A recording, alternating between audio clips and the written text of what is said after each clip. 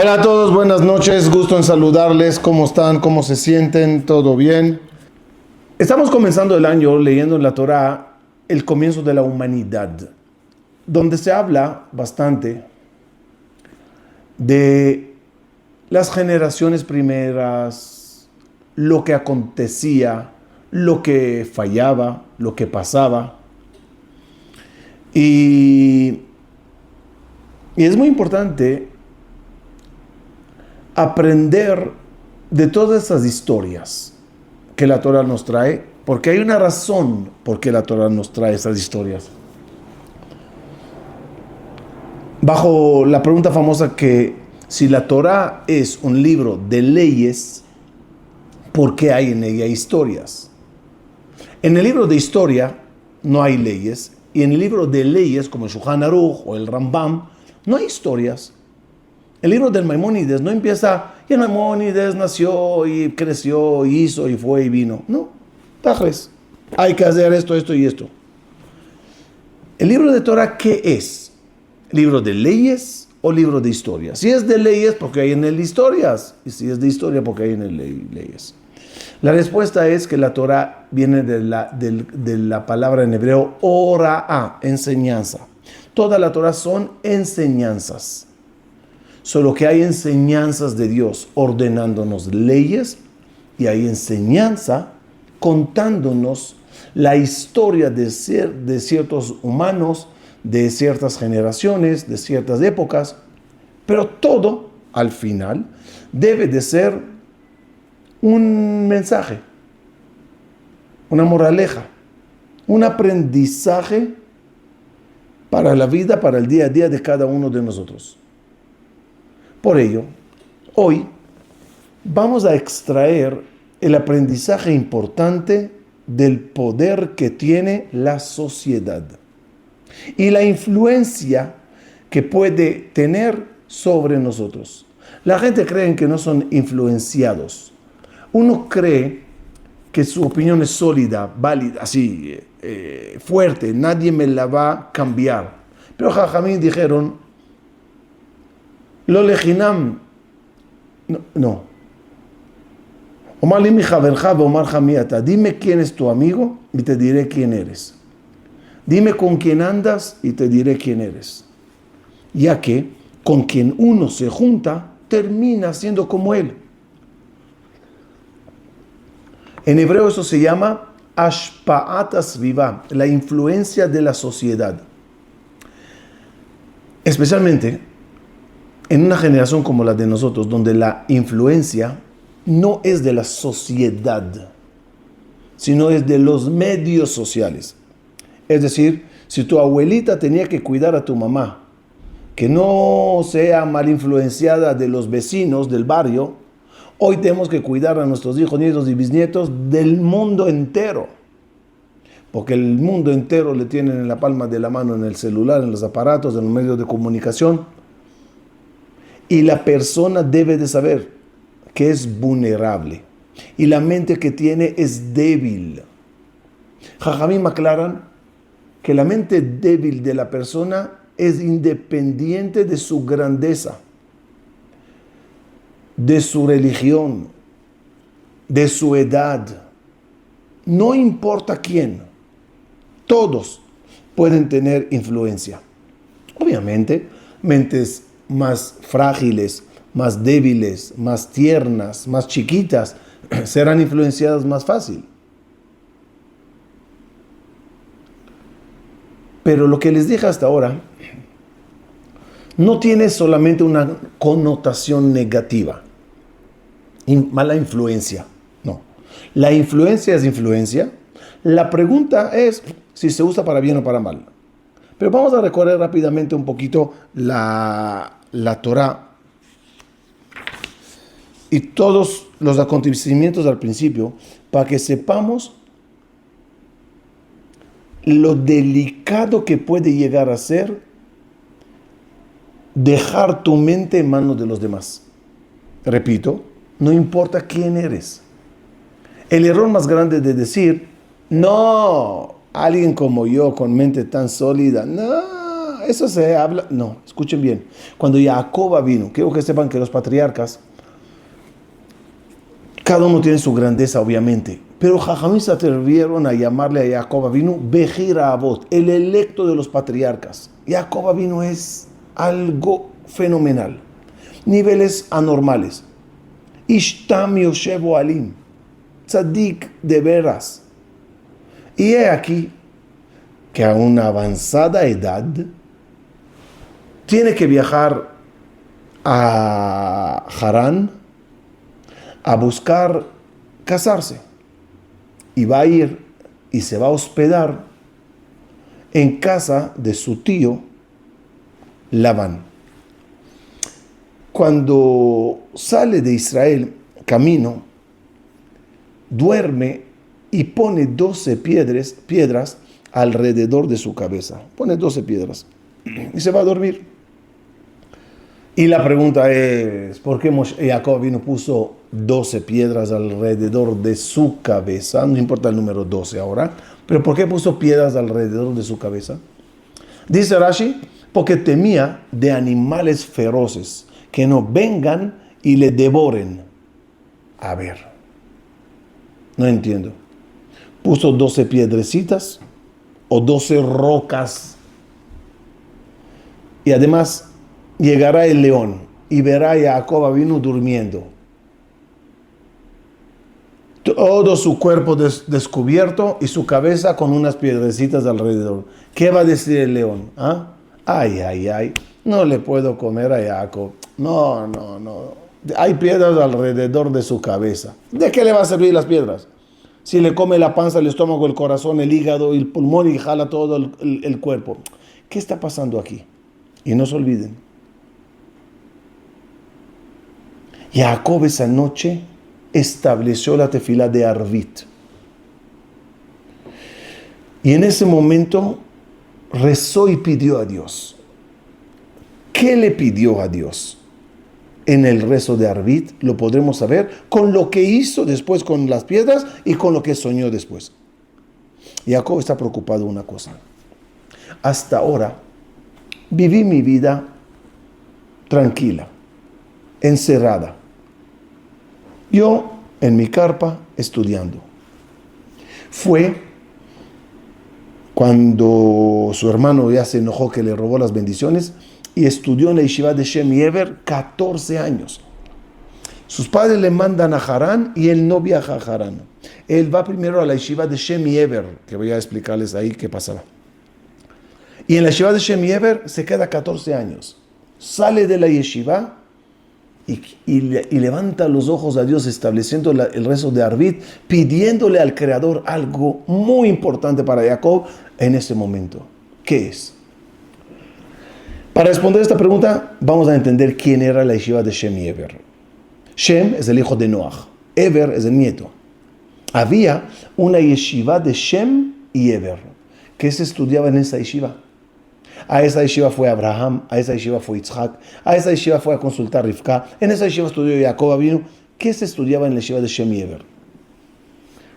Además de 2 libros sagrados que hay en ese entonces, el libro primero más sagrado es el libro Sefer Raziel, a Malach, que se lo entregó el ángel Raziel y se lo enseñó a Adam Arishon. Y el segundo libro que tenemos en ese entonces, el libro de Sefer Yetzirah, que escribió Abraham Avinu. 2 libros muy profundos, muy cabalísticos, que ya se puede con ellos estudiar los conceptos divinos. Pero más que eso, en la yeshiva de Shem Yever se estudiaba cómo no ser mal influenciado por la sociedad. Y eso es justamente lo que necesitaba Jacob al salir del invernadero de su carpa sagrada solitaria al mundo. Y no al mundo así, a la casa del malvado tramposo Labán. Temía Jacob vino que no sea mal influenciado. Rezó. Y con el acto que hizo después del rezo podemos entender qué es lo que rezó. Se fue a dormir poniendo piedras alrededor de su cabeza, pidiéndole al Creador, cuida mi mente, cuida mi cabeza, cuida mis pensamientos, que yo no vea malvados y aprenda de ellos. Que no vea cosas malas y me convierta en uno de ellos. Cuida mi mente sagrada. ¿Quién lo está pidiendo? El electo de los patriarcas, Jacob vino, es decir, si él, con toda su grandeza, temía, ¿qué será de nosotros? Y por eso sueña que Dios le dice, te protegeré, te cuidaré. Y cuando regresa Jacob de casa de Labán, después de vivir con él 21 años, camino a Israel, manda a decir a Esab, Im Labán Garti, dice Rashi, he vivido con Labán 21 años y no he aprendido de sus malos comportamientos. Es un logro, es un trofeo, vivir con un malvado tan grande y no aprender, y no ser como él. No cada uno lo logra. Es una misión muy difícil. Javá, por solo estar platicando al lado del árbol con la serpiente, se convenció. Las generaciones hasta el diluvio contagiaban uno al otro de forma impresionante.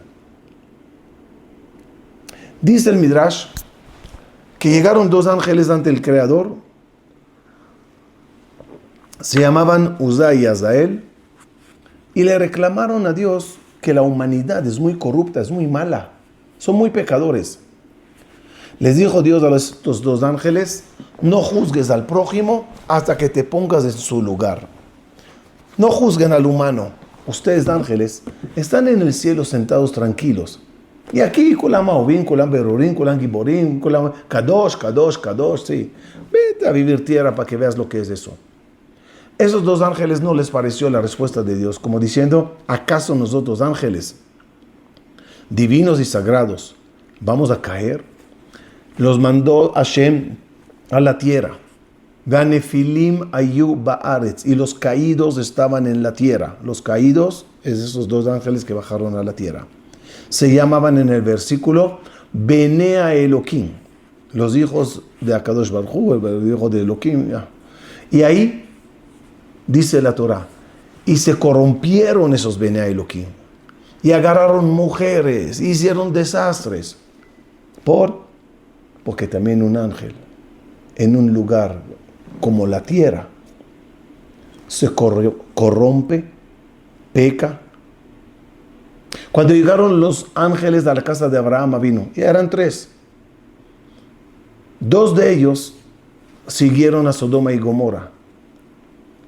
Y en una noche de quedarse en Sodoma y Gomorra y ver el libertinaje, las locuras, que no tenemos la menor idea de lo que era Sodoma y Gomorra, se corrompieron y fueron castigados, etc. Y dice el Arizal que cuando Akadosh Baruj Hu quiso sacarnos de Mitzrayim, no mandó ángeles a Egipto para que nos saquen, porque se asustó Dios que se corrompan, como nos hicieron a nosotros los egipcios. Y lo decimos en la Agadá, Vayareu otanu a Mitzrayim, nos hicieron malos. Tantos años en Egipto aprendimos de ellos. Nos hicimos como ellos. Éramos idólatras, hasta que los ángeles le dijeron a Dios, el judío es idólatra y el egipcio es idólatra, son lo mismo. No veo diferencia entre un judío y Egipto. ¿Cómo llegamos a un nivel tan bajo, siendo hijos de Abraham, Isaac y Jacob, siendo descendientes de los Shevatim? Respuesta, tanto tiempo en un lugar así, pues pasa. ¿Cuál es la solución? Les voy a dar 2 soluciones y les voy a explicar el peligro o lo negativo en esas 2 soluciones. La primera solución es la de Noaj. La segunda solución es la de Abraham. La solución de Noaj es: me aíslo de la gente, me hago un arca, me salvo yo y mi familia, y que todos se hundan. Como diciendo, procuro no estar en contacto con la gente. Yo creo que sepan, Noaj, con todo lo que procuró servir al Creador y aislarse de la gente, quiero que sepan que no lo logró. Miren, 3 generaciones antes de Noaj vivió una persona muy sagrada, muy elevada, que se llamaba Hanoch. Sobre Hanoch está escrito, y ya no está, eneno, kilakajo todo Elohim. Hanoch no está, se lo llevó Dios. ¿Qué es ese término? Siempre dice, murió. Sobre Hanoch no dice murió. Eneno, lakajo todo Elohim. Explican Jajamim que Hanoch era una persona muy sagrada, pero débil en su mente. Era de mente débil. Ante una generación tan mala, tan corrompida, tan pecadora, el sagrado, el santo Hanoch estaba a punto de caer. ¿Qué hizo Dios? Le recogió. Aprovecho, paréntesis, en estos días le está llegando a todos ustedes mi libro, Las 2 luminarias. Léanlo, porque ahí hablo de Hanoch, que se convirtió en Matatrón. Matatrón reencarnó en Rabbi Meir Bar Hanés. Léanlo en el libro de Las 2 luminarias, información muy profunda y bella. Cierro paréntesis. Es decir, ser santo y sagrado en esos momentos era difícil, era peligroso. Noaj, Jajamim dijeron frase muy fuerte sobre Noaj. Miktane amaná allá. Noaj era de la gente que tenían poca fe. Poca fe tenía Noaj. Y dudaba si va a haber diluvio. Ma'amin velo ma'amin. Creía y no creía. ¿Cómo? De tantos años haciendo un arca. Dios le dijo, va a haber diluvio, y Noaj lo dudaba. ¿Cómo es eso? Respuesta, ante una generación tan atea, tan idólatra, tan mala, hasta el hombre sólido en cuestiones de fe le tambalea. Pero la alternativa de Noaj de resguardarse en un arca y dejar que todos se hundan, está mal. Porque hay que salvar a la gente. Hay que hablar a la gente que cambien. Uno no puede ser egoísta. Y ahí viene la historia de Abraham, el cual en vez de arca hace carpa. Una carpa que abre para hablarles a la gente, educarles a la gente, sanar la mente de los demás. No ser como Noaj, egoísta, sino que ser una persona bondadosa, altruista y dar cuanto más a los demás. Mientras Noaj está en una arca cerrada, Abraham está en una carpa abierta a los 4 puntos cardinales, que vengan todos a su casa. ¿Cuál es el lado negativo de Noaj en su arca? Ya se los dije. ¿Cuál es el lado negativo de Abraham? O no negativo, el peligroso, el lado peligro de Abraham con su carpa. Se los voy a explicar. Muchas veces sucede, o puede llegar a suceder, esa es la palabra, que gente buena, rabinos, maestros, religiosos, etc., abren sus casas y sus mesas para que vengan gente a pasar con ellos Shabbat, a convivir con ellos. Y es algo lindo, bello y muy importante. Pero lamentablemente a veces en la mesa se genera conversaciones. Y puede llegar a pasar que los invitados que queremos acercar comentan opiniones, ideas muy, digamos, ateas, liberales. Y yo soy a favor de esto, yo opino que esto, yo no creo en esto. Y uno, maduro, inteligente, señora preparada, madura, hablan y responden a la gente. A veces sabes responder, a veces no tienes las palabras para responder, pero es diálogo de adultos rebotando ideas sobre fe, sobre religión, sobre la comunidad, etc. Lo que no nos damos cuenta a veces es que los chiquitos que están alrededor de la mesa lo escuchan. Y puede también pasar que mientras tú intentas convencer a alguien de la veracidad, el otro con sus argumentos a ti no te movió, pero a tu hijo chiquito o a tu nieto sí le conmovió y sí le metió las dudas. Lo digo con educación. Qué fácil fue a Abraham abrir la carpa y recibir al quien venga, mientras no tiene a Isaac, mientras no tiene hijos. Y he aquí que llegaron a anunciarle que va a tener hijos. Y le tuvo. Los invitados de la casa y los huéspedes o los que viven en la casa, como en el caso de Ismael, que es hijo de Abraham, pero un hijo descarrilado, se convierte en un problema muy serio para Isaac. Y por ello Sara exige, hay que expulsarle. Eso nos indica que si te encierras, estás mal, arca. Y si te abres, estás peligrando. ¿Cuál es entonces la fórmula correcta de cuidarse? Si me tapo los ojos y los oídos y me siento a estudiar todo el día y que todo el mundo se hunda, estoy mal. Y si quiero abrazar a todo el planeta trayéndoles, es peligroso. ¿Arca o carpa? ¿Cuál es la fórmula? Esa duda pasó en el pueblo de Israel, en el campamento sagrado, cuando llegan un grupo del Erev Rav para hacer el becerro de oro. Le quiero explicar qué pasó allá porque es muy importante eso. Cuando salimos de Egipto, pre-salida, hubieron plagas.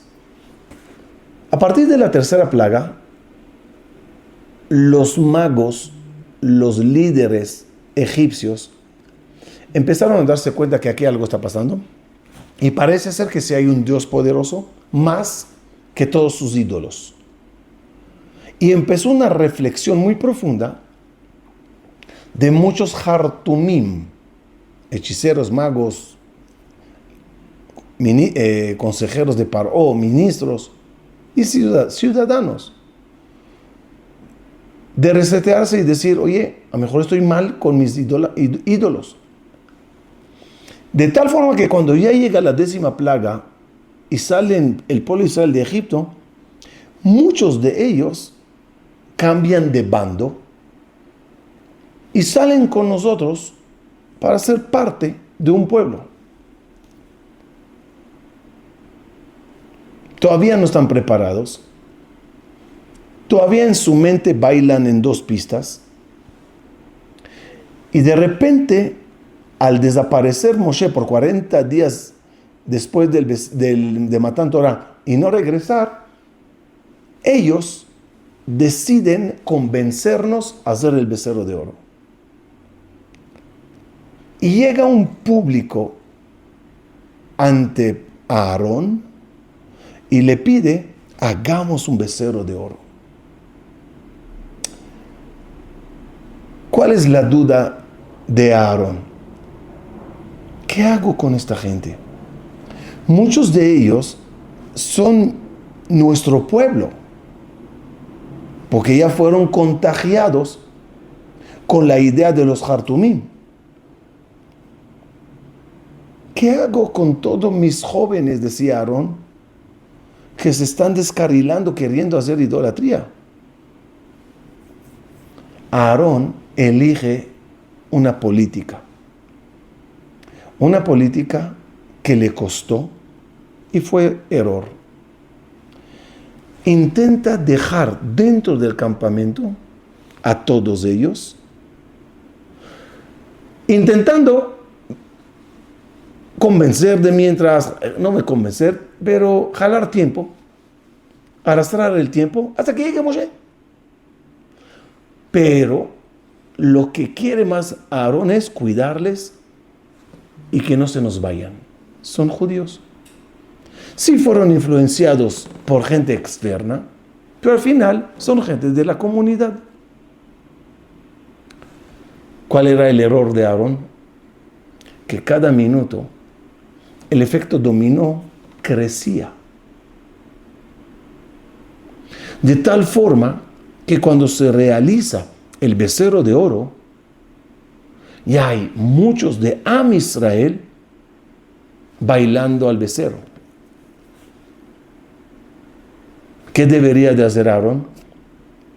Viendo la película hacia atrás, si ya conocerías el resultado y estarías ahí viajando en el tiempo, parándote al lado de Aarón cuando está dudando.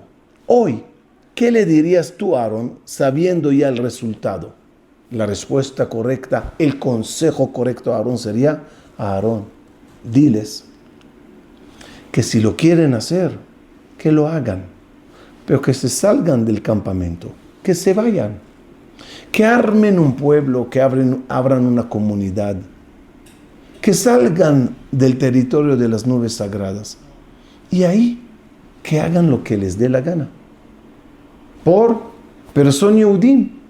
Y aquí hay una regla que muchos directores de colegios, muchos rabinos de yeshiva, muchos líderes de comunidad se rompen la cabeza día tras día.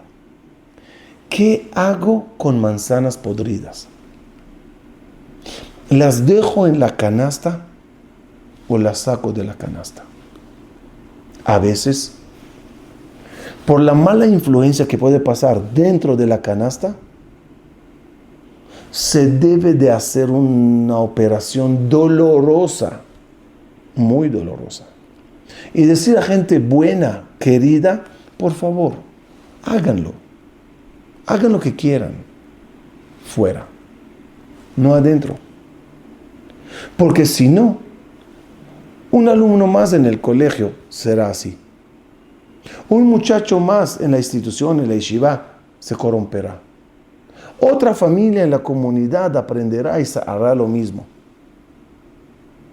A veces, cuando no puedes influenciar, por lo menos evita ser influenciado. Porque la mente, al fin y al cabo, como les dije, es muy débil. Saben que Abraham vino, sobre él escribió David el primer salmo de Tehilim. ¿Dónde estaba? Estaba aquí.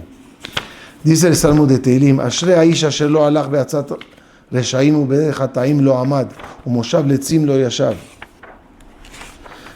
Dichoso aquel que no fue con el camino de los malos, que no se sentó con los burlones. ¿De quién habla David Amelech en el primer salmo de Tehilim? Dice la Gemara en Masaje de Avodah Zarah, dijo Rav Shmuel Bar Nachmani, en nombre de Rabbi Yonatán: Ashrei Aish, dichosa esta persona que no fue y no cayó en el consejo de los malvados. Se refiere a Abraham Avinu, el cual vivió en la época de la Torre de Babel, donde querían todos guerrear contra Dios. Él no cayó en esa generación. Ubederech Hataim lo amad, en el lugar de pecadores no estuvo. Se refiere a la época de Sodoma y Gomorra, donde Abraham se alejó de esas ciudades. Eran 5 ciudades muy corruptas: Sodoma, Gomorra, Admat Zeboim y Zoar. Y había que alejarse de allá. Decía Abraham decía: si yo voy para allá, yo seré como ellos. Abraham vino. Un moshav letzim lo yashav, y en lugar de burlones no se sentó. Se refiere a la gente de los filisteos que vivían en esos alrededores. Abraham jugaba mucho con su vida social. estaba en cruces de camino. Vivía en los cruces de camino, en los campos abiertos. Cuando la gente pasaba, ven, toma, come, duerme, descansa y no hables. Yo te voy a hablar. Yo me llamo Abraham Avinu, decía. Y hay un Dios en el cielo. Y hay esto, y hay el otro, y hay el otro. Y la idolatría no es correcta. Piénsalo, amigo mío. Piénsalo. Hasta luego. Buen viaje que tengas. No era fácil para Abraham vivir generaciones tan locas. Y cuando tuvo sus hijos, que tuvo 7 hijos, y Yitzhak vino, Medan, Ishbak, ya me olvidé los nombres, Shua, todos ellos los mandó Ismael para afuera, váyanse, dejen a Yitzhak, no me estropeen a Yitzhak. Expulsó a sus propios hijos malos para mantener una manzana sana. Quiero finalizar con un dato muy interesante que se aprende de este combo de parashiot.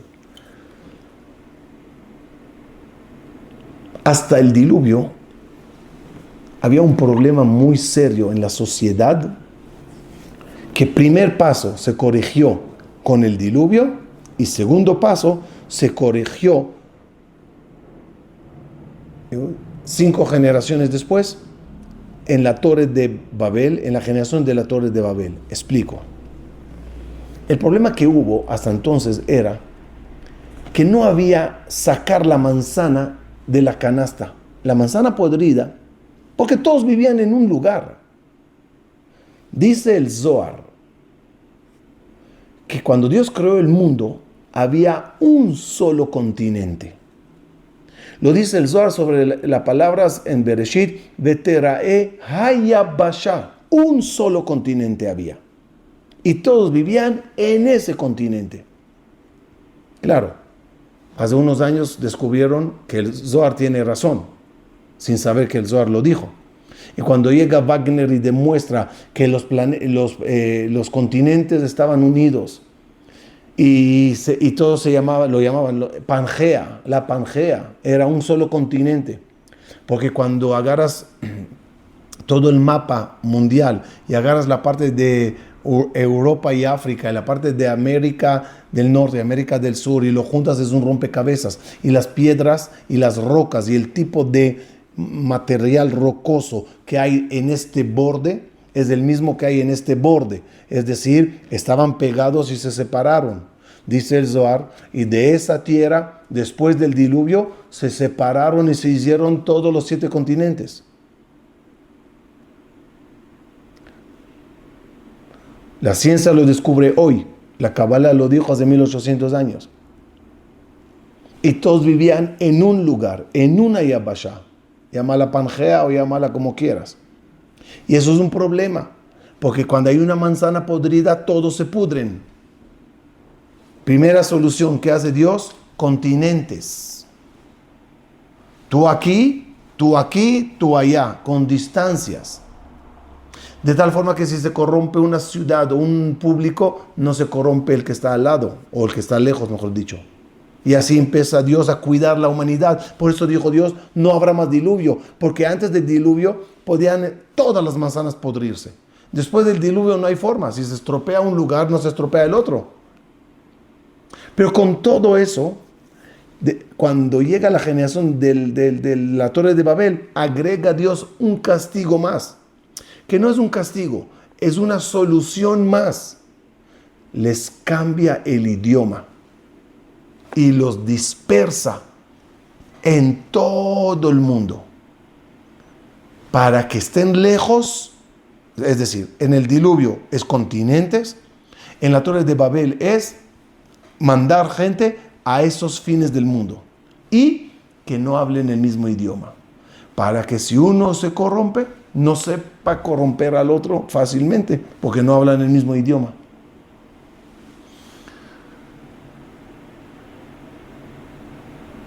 Dicen nuestros sabios, Mashaya Usheye, lo que hubo será, y como comenzó, terminará. El principio y el fin se parecen mucho. Una vez ya se los dije, el bebé y el anciano tienen rasgos parecidos.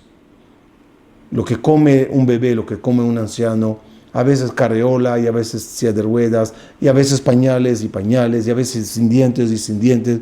Así, a veces se termina como se empieza. El mundo, en sus ciclos, terminará como comenzó. Y prácticamente el tipo de mundo que vivimos hoy con la tecnología, volvimos a vivir en Pangea. Volvimos a vivir en una aldea. El mundo se hizo una aldea, donde si pasa algo allá, al momento lo sabes. ¿Y qué dijo fulano? Al momento se entera todo el planeta. ¿Y qué pasó en las elecciones? ¿Y qué pasó en la guerra? ¿Y qué pasó en el terremoto? ¿Y qué pasó en el vuelo? Todo, aldea chiquita. Y por los medios de comunicación volvimos a hablar el mismo idioma todo el planeta y a influenciarse fácilmente uno de los otros. ¿Qué se hace? Combinación de arca-carpa. Resguardarnos, cuidar a las comunidades, blindarlas, cuidar a las familias, meter a los colegios en un invernadero hasta que tengan raíces y puedan salir al mundo. Cuidar y cuidar. Y después que resguardamos y hicimos del arca, no dejemos que los demás se hundan. De alguna otra forma, que haya un medio de carpa abierta para darles información, para enseñar, para orientar, para ayudar, sin afectar la casa. Obviamente, comenzando con cuidar nuestras mentes, terminaremos, Bezrat Hashem, cuidando la mente de los demás. Como dicen en el vuelo, la azafata, en caso de emergencia, primero te pones el oxígeno a ti y después se lo pones al niño. Primero, cuidemos nosotros, nuestro oxígeno cerebral. Y solo después, que estemos sólidos, que estemos bien, que estemos resguardados, que tengamos esas piedras alrededor de la mente, empecemos a cuidar la mente de todos los demás. Y si existe lo negativo de la mala influencia fácil que hay en estas generaciones, existe entonces el lado positivo, la buena influencia que podemos lograr por esos mismos medios de comunicación. Les he mandado, y si no lo recibieron, pues avísenme porfa, el video de todos los logros del último año que se lograron a través de todos los medios de comunicación. Miren lo que les mandé. Horas y horas y horas y vistas de la gente a toda la Torah que ofrecemos en Tu Torah TV. Y en el Facebook y en YouTube, que es en todo lo que ya me pusieron. Si se puede influenciar para mal, se puede influenciar para bien, porque el mundo tiene que estar equilibrado. Usemos todo para el bien y no nos dañemos afectándonos de lo negativo. Si hay un poder en el mundo, lo vamos a usar para bien, Bezrat Hashem. Cuídense, cuiden a las familias, cuiden a las comunidades, cuiden a todo lo que se le pueda cuidar y solo entonces influyan sobre todos los que puedan tener alcance. Muchas gracias, se les desea salud y larga y Shabbat Shalom. Cuídense.